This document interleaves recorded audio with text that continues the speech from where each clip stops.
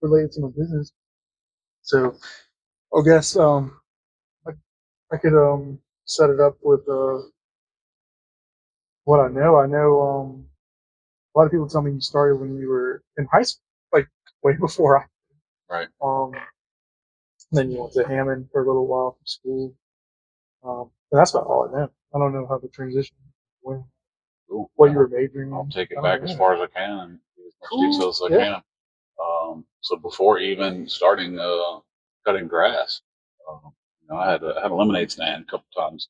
Oh, really? So selling lemonade, and then my mom's cookies are the best homemade cookies. Huh. So we sold lemonade and cookies, and this could go back. I'd have to ask my parents, but maybe like 10 years old, So that's kind of like where the entrepreneurial journey started, is just selling lemonade and cookies, out in the neighborhood.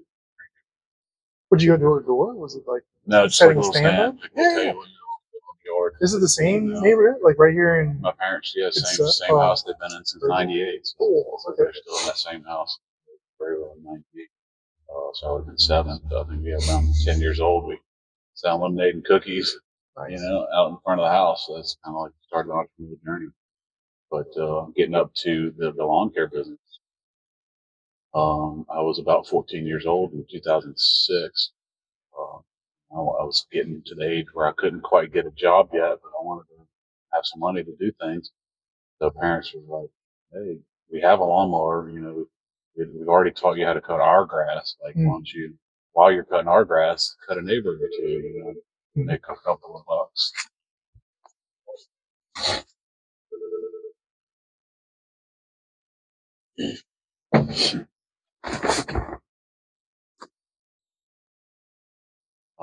So parents were like, you want some money to buy things, like, yeah, you already know how to cut grass, like, why don't you cut a couple neighbors' yards, a couple extra bucks. And so at that point, it wasn't even business yet. It was just a little hobby, right. a little allowance. side thing, a little allowance, a couple bucks at 14.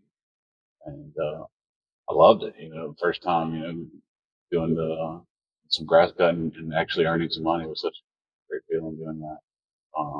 My first customer right across the street was Judy Orrick, and she is the Orrick vacuum. So that was cool that my first customer was actually a business owner, Yeah. So I remember charging her only $20 too. This 2006, $20 cut grass, because it wasn't about the money at that point. It was just more about the building. You're a growth work ethic. Nuts, yeah. So $20 cutting Judy Orrick's grass. That's my first customer, and I remember too talking about the price, about how when I first started, it was so hard to even ask for money. I love doing the work. It was just hard to knock on the door and just ask for money. And to this day, it's still kind of hard to ask for money. Back to, just do it and just try it. Like, just get out there and ask for money. It's a part of business. It's not even just money. It's trading your time.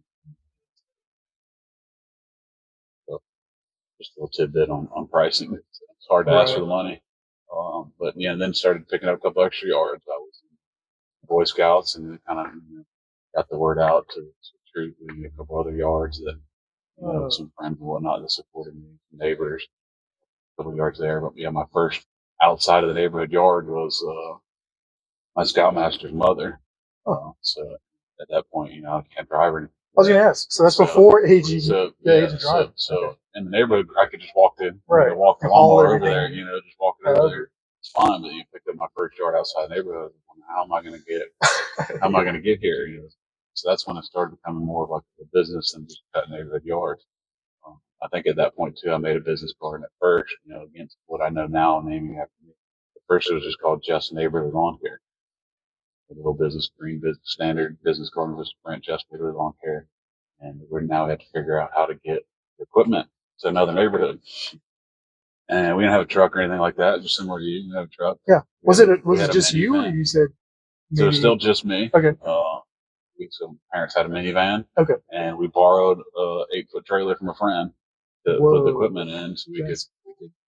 Dad would drive me over to the other neighborhood to cut a yard, and I appreciate it now. But he would drive me over there, and he would just sit in the car. He wouldn't help. Like, this is your business. You got to do the work. I'm just That's cool. That's what I'm just your driver. So he sat in the car. I did the work. yes, it was just me. At a certain point, my brother's 3 years younger than me, started helping a little bit. I was first employee. Yes, we're at Just Neighborly Lawn Care. You got like 10 or 15, 20 yards, 16 years old. Um, Started getting learning permit and driving a little bit myself to learn how to drive. Um, got really good at backing up a trailer because I always say this before I even drove forward. My dad, when we got home from the end of the day, he would make me back the trailer in the garage. We had this little trailer behind a minivan. It's like really hard to drive.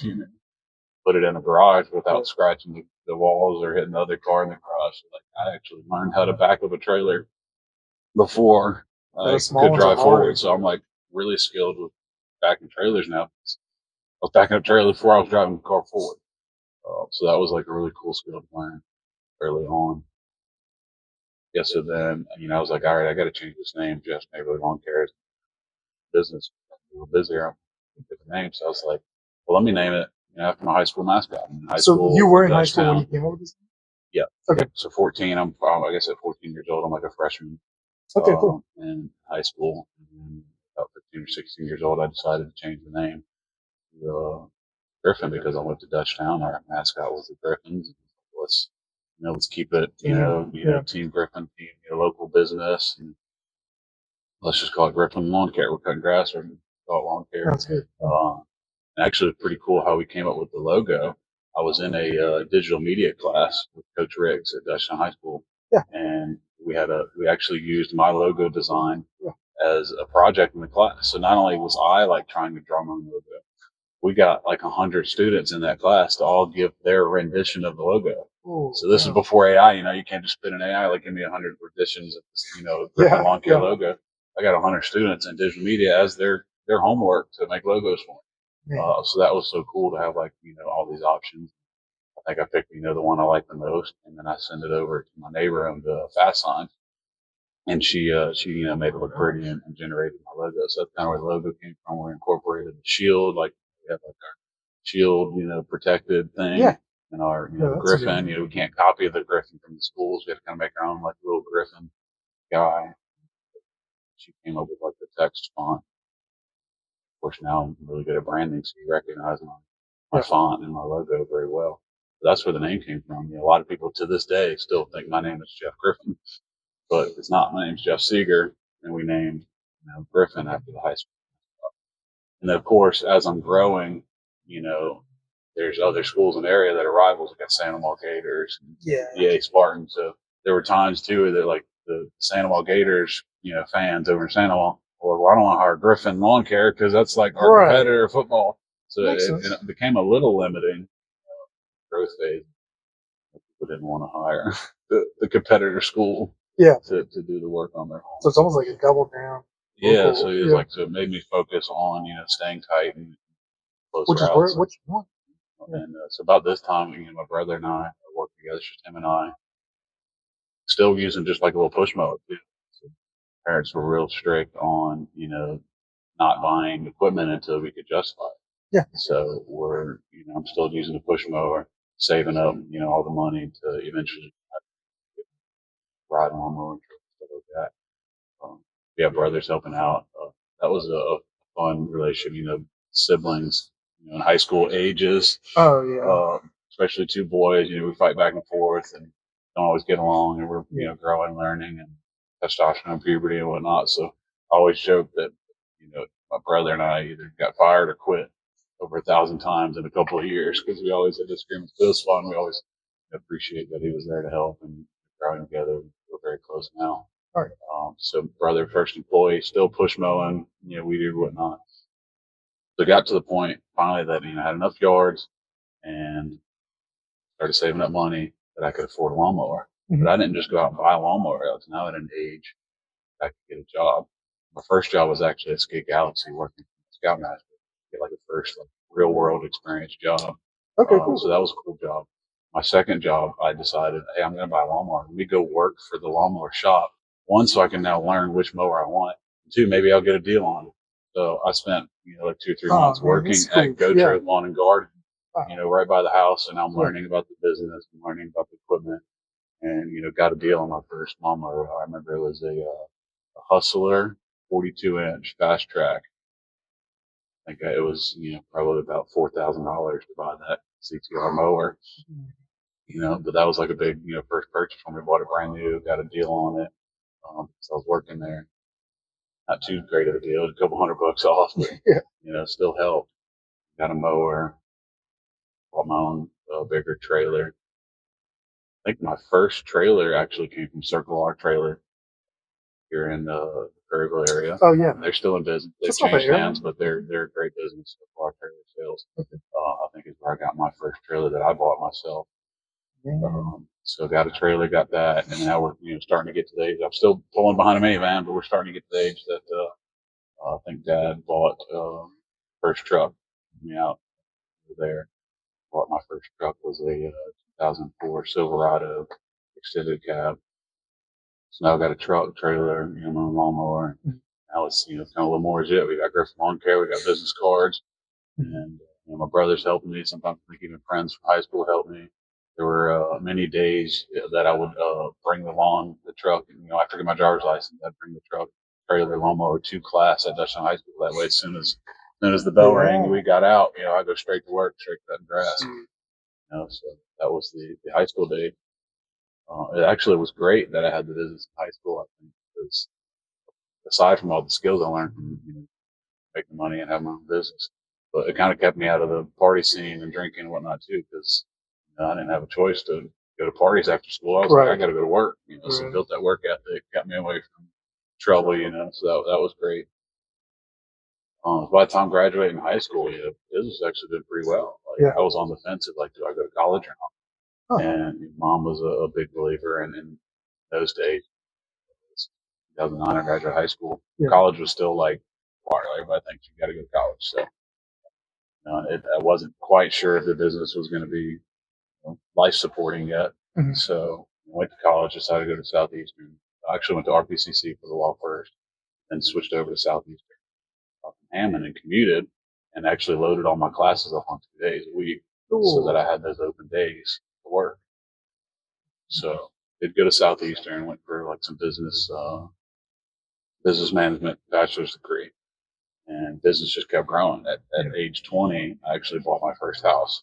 And managed to, my parents taught me about credit early on, so I managed to build my credit and buy my first house at 20 years old.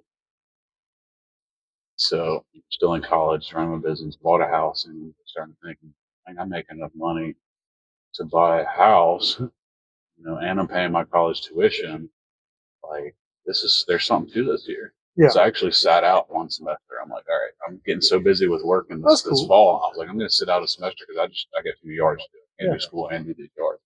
So I sat out, did some yards, and that was kind of like the point where I made more money outside of college. The business is going great, and I've got employees, and business is good, and I'm not really learning anything valuable at college.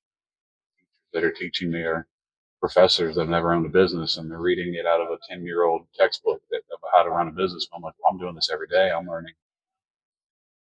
So I decided I wasn't going back to college. Mom didn't like that. She gotta have college, you gotta have a degree. You always had the credits. Yeah, so I had the credits. Could have always went back. But, again, momentum. I'm in school, I'm having the momentum. Hard to go back. So Mom actually called the school and looked into it, and there was 2 classes, they were pretty easy classes, that if I took those 2 classes, I could get an associate. So I was like, well, that's cool. I paid all this money for tuition. Oh, true. I'd like the document to say that I did something here, completed. So I went back that spring semester, took 2 classes, and got out of there with an associate's. So glad I did that. I have a college degree, associate's in general studies with some, I guess you could say, minor in business. Yeah. That was the end of my college at Southeastern. Now I'm full time, Griffin Lawn Care, aspiring to have multiple trucks and let's really grow this thing. So that would have been, I guess around 2011, 2012, where we're at now, and that's Griffin Lawn Care, truck, trailer, house, employees. Business is good, and then I started pushing for growth. That's where a lot of struggles come into play. Growth is hard. Second truck, you have a lot more overhead, insurance more. People, you get employees that start talking more, and a lot of learning went on in that employee phase. So jumping forward a little bit, I did some acquisitions. I bought other companies. That was interesting, insightful, helping to grow the company. I used the acquisitions to load up the second or third truck. Hey, I want to open up a third truck, but I don't have the yards to do it. I'm going to buy 40 yards from this other guy. That way, at least when I put that third truck on the road, it's got a full route, or at least a decent route to start with. The acquisitions, even though it's hard to retain, was good for making that jump to an additional truck.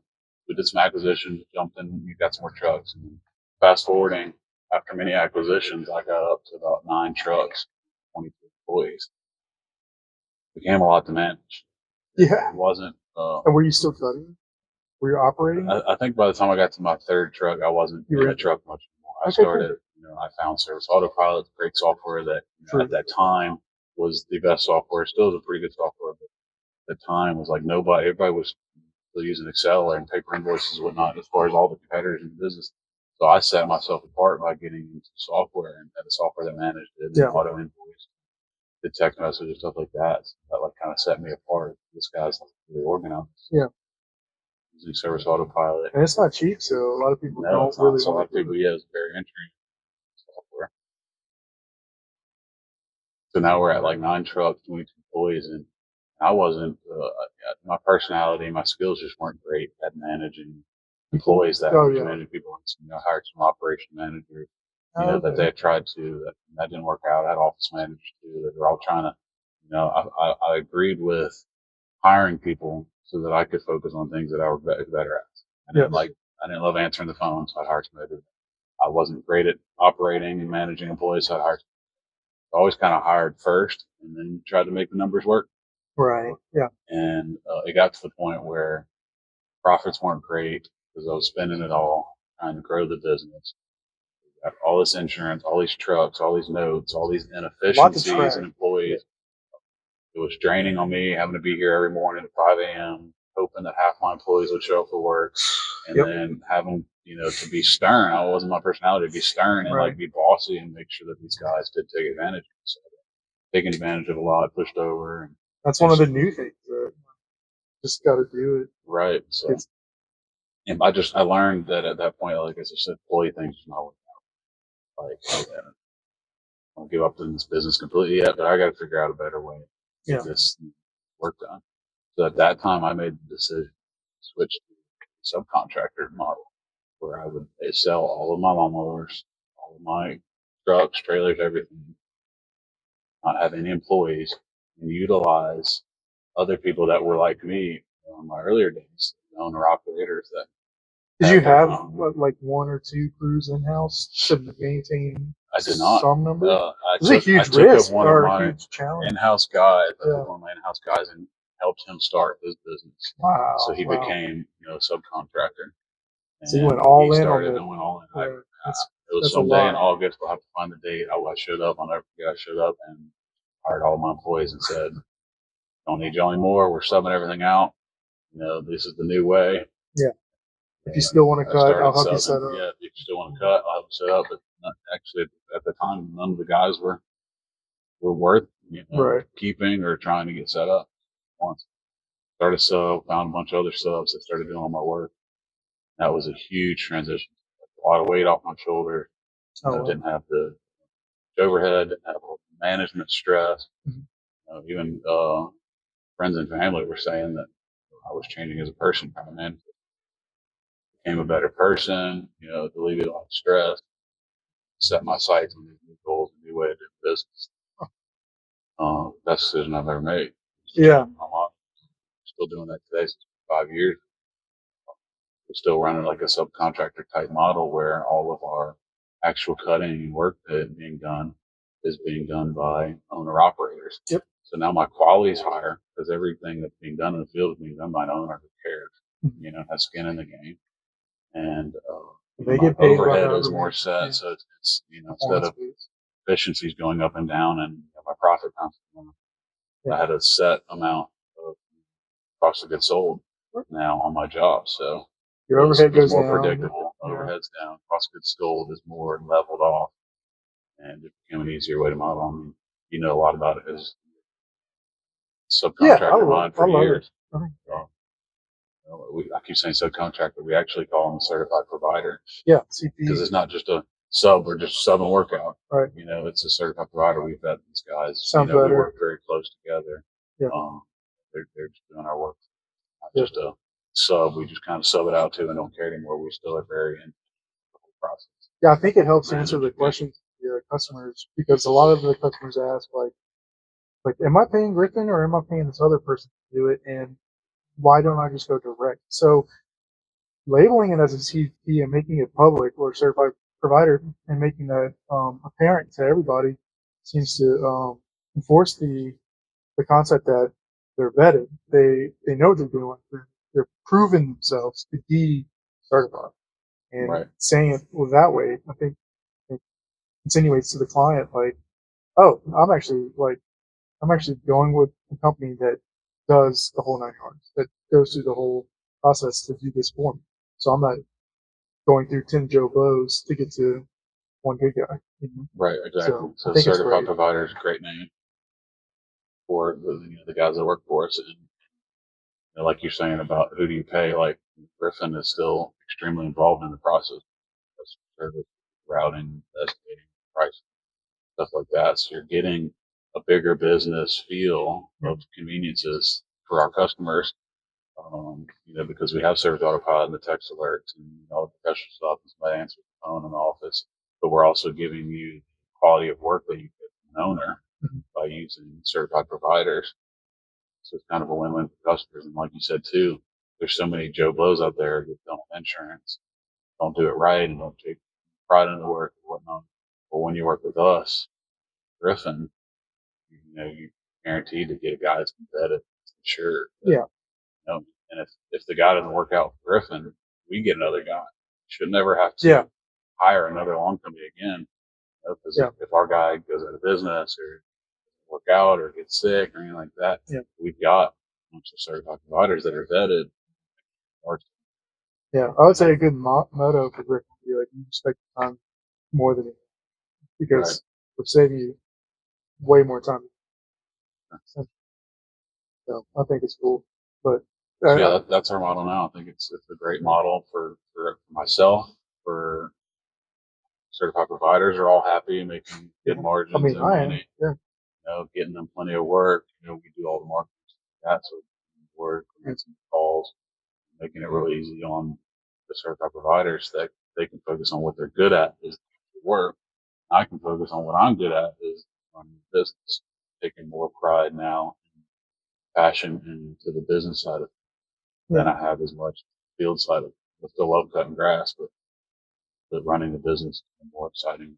You can pretty much continue scaling. Right. I get to keep scaling up the business, certified provider, field work, really good work there. It's just seems all around. Good business model.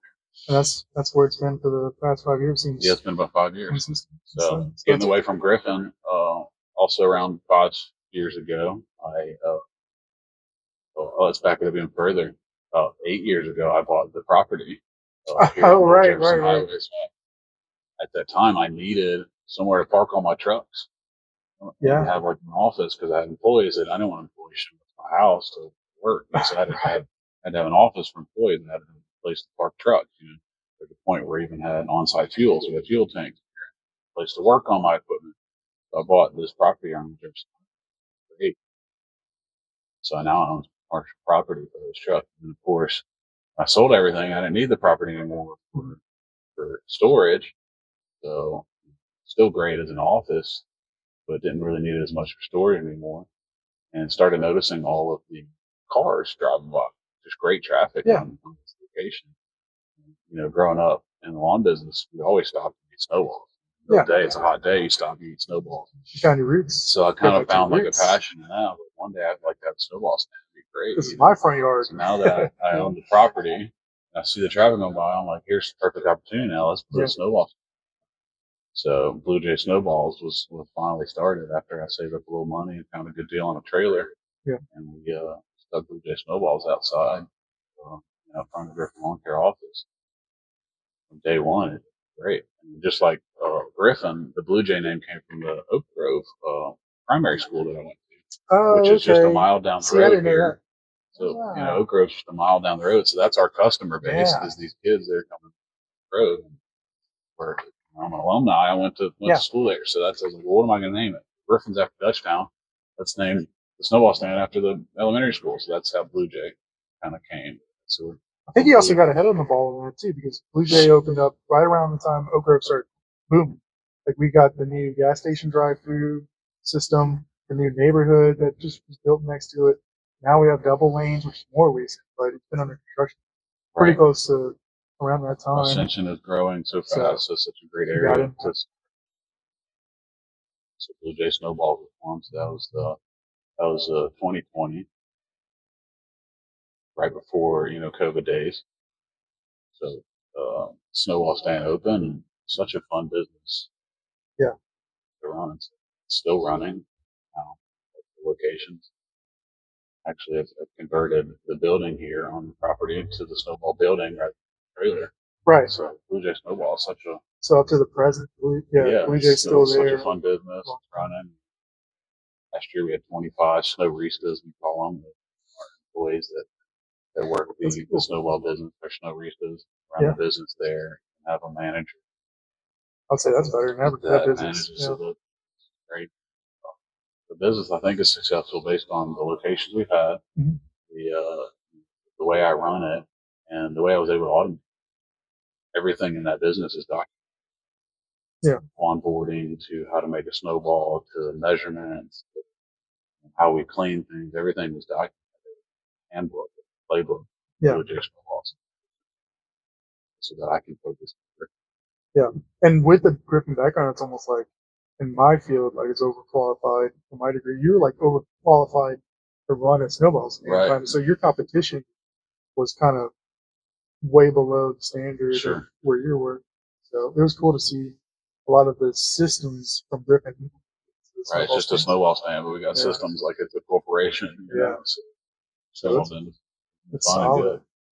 And then again, I have this property, and we're selling snowball. So originally, I bought this property with 0.9 acres, and then I wanted to expand my investment here. I bought another 0.6 acres right next door. Yeah. To turn this into a 1.5 acre property. I was like, well, what am I going to do with all this extra space? I was like, I bet you I'd sell more snowballs if we had food here. Mm-hmm. So that's how Food Trucks Oak Grove was started. It was like during COVID times, restaurants were closed, you had to eat outdoors and whatnot. Yeah. So we started hosting a lot of food trucks here and turned it into a food truck lot. Yeah. So it's just another like spinoff of a business formed with food truck events and permanent food trucks. Brought in more people in the community, sold more snowballs. Had a really cool thing going there. And they would always feel like packing the parking lot pretty frequently whenever the events would occur. That's great turnouts. Yeah. Found this Cousin's Maine Lobster truck at Cipolla. They started coming months now. Very successful. The community loves it. Mm-hmm. They love coming over here. Supply these lobster rolls, these Maine lobster rolls to the community. So that's been great. But I found that the food truck event business was just not for me. Right. So we kind of slowed that down, and now that land is storage. Yep. So rent parking spots to you, landscapers, fencing company, and boats or RVs. Storage at Oak Grove now that rent space. Yeah. Then it's more that live in HOAs, neighborhoods now. Equipment parking here at pretty affordable rates. Yeah. And my business expertise, I have it automated. You do a lot of payments, no contracts. Our storage growth here. So I'm somewhat of a serial entrepreneur. Yeah. Because I also have, in the snowball business, we sell live crawfish. So just like another little spin-off business. Yeah, I was going to ask. So is that under Blue Jays? Yes, we run the live crawfish. Cool. We use the snow ristas to distribute the crawfish. It ties in Blue Jays to being a year-round company versus just seasonal. So now, not quite, because crawfish is still pretty seasonal. Crawfish is really like a March, April, May. I'm getting confused with your other business. So Yeah. So Blue Jays does crawfish, but then you do have an off-season business that doesn't so, overlap with others. again, I have this great property and Yeah. traffic going by, and I've always kind of a hobby or liking fireworks. Right. So Right. I was like, man, I already own the property. They love them out here. They love the sell fireworks. Yeah. So, but I didn't know much about fireworks as far as sales and license and all that stuff. So I actually partnered with somebody in fireworks for 15 years. So I brought him in because he knew how to get the license, he knew where to buy the product, how to price it, and what to pay for it. It was like a lot of information that I didn't feel like was worth my time investigating, learning about, while I was still running all these other businesses. So I partnered with In Your Face Fireworks, Billy. So I had the location, he had the expertise. So he does all the ordering, numbers, pricing. That I have the location, set up a tent, sell fireworks here, and it's been also a fun little business that is one season's right in the middle of our season at 4th of July, right in the busy season. Also, 2 years instead of our season from snowballs and lawn. We have Falcon fireworks for New Year's. But you do that on your own. Like no, I still have. Are you still affiliated with? Okay. Still partner, still helps with all the ordering and pricing and whatnot. And oh, that's interesting. Okay. So he's like more on the back end because I don't remember seeing him. He's never really here. Back. And all the licensing and pricing and stuff like that. So also got Falcon fireworks. Yeah. The serial entrepreneur over here. Back to our topic of the podcast today was just do it. Like, I had an idea, just like, let's just try it out. See if it works. And then just react to the results. Like, if it works, like fireworks and Blue Jays, double down. If it doesn't work, figure it out and learn. Reduce it, reuse it, something else. But not everything was a success. I mean, obviously, the food truck of Grove wasn't very successful. I didn't get a lot of profit from it. Took a lot of my time, so that kind of closed down. It didn't become what I thought it could. But if you would have kept pushing, you would have never had the storage area. Right, I wouldn't have the storage. I wouldn't have this property. That's a great investment. Yeah. There was also a phase in my life that I lived in Destin, kind of a fun phase in Louisiana. And I bought a pirate ship in a pontoon boat, thinking I was going to start Crab Island charter. Yeah. And I bought the boats, started working on the LLC and licensing and everything set up, and couldn't get a captain. Yeah. So that business didn't work out. So it's not all great and success. There's failures involved. So that was actually called Tunes LLC. And I saw the ship. It was pirate really ship cool. and the pontoon boats didn't work out. I actually took a loss on that. I had to sell them boats for a loss. Yeah. Lost money. Learned that wasn't going to work out. It could have been a great thing, and it didn't work out. Right. And then one other failure under Blue Jay Snowballs, we had a location. The location ran for a couple of months. Okay. That just never took off. So location is very important. Yeah. For any business. So the Snowballs family, we picked the location. We did the research. We thought it was going to be great. Didn't work out. We broke even there. Luckily, it sounds like less. You just got to do it. Try it. We tried it. It didn't work. Yeah. And now I know. Learn from it. We know how to pick a better location for the next. Not all success. Every day there's a failure. Yep. You endure the opportunity costs in entrepreneurship. That's how it works. And that's why not everyone does it. Yeah. You have to have a certain mindset for that. So it'd be fun to, like, in the future, dive into, like, some more of the core ideas. Sure. Talk more about the captain's log. Yeah. Over there in Florida, and then also, some of the psychological things that we've done in the past about how, like, we have to have a certain mindset to do entrepreneur stuff. Yeah. That'd be fun. We do stuff like that. But that's basically our story, right? So that's our background. Yeah. Do that in another episode. Yeah. 75 Hard changed my life. I'll talk about that one day. And, getting sober and my dating journey, finding the right partner in life. Yeah. Wife or spouse or husband. Yeah, my track career, all that. Also, who you choose to be in your life. Right, doing all that. I'm actually getting back into a little bit of my javelin career now. So cool. Javelin, huh? As an adult. More as a coach. I'm helping some schools in the area. Started with Galvez Middle looking to open Sandoval High School soon. Those two schools overlap with the coaches sometimes, so I can work my way into both. Nice. So I did my first recently, but yeah, talking about that stuff. I wouldn't mind throwing it, like you said, Yeah, get back throw into it. You know, but yeah, all that would be cool. It'd be fun to watch this back and see how it went. Right. Yeah, I'm excited to see. The mic stayed on the whole time. I kept Probably gonna glancing be at it. nervous looking at myself. You know, Yeah. I'm just gonna have to not even think about it and just post it. How loud the cars are. Also. Yeah. You'll see. Might not be Probably able not to hear that it bad. all. I think it went great. And look forward to doing another episode. Yeah, we probably hit close Hopefully to at 2 least- hours. Yeah, close. At least one person gets value out of this. Yeah. We're able to clip this up and make some shorter videos. Hopefully, we made someone's day easier. If nothing Yeah. else happened, we did it. We said we're gonna do it. We tried it. And if Yeah. nobody watches it, at least we tried it. We knew what. I agree. Good push. You know, it's not like I said. So Yeah. let's try it out. We've been talking about it. Like, let's do it tomorrow morning. Like, Yeah. Let's just do it. You know? Be like, what are we gonna talk about? Well, we're gonna talk about just doing it. Yeah, that's what I liked. I'm all about the spirit. Let's send it. You figure it out, make it make sense. That's right. That's it. Yeah. Great. All right. Good deal. Ah.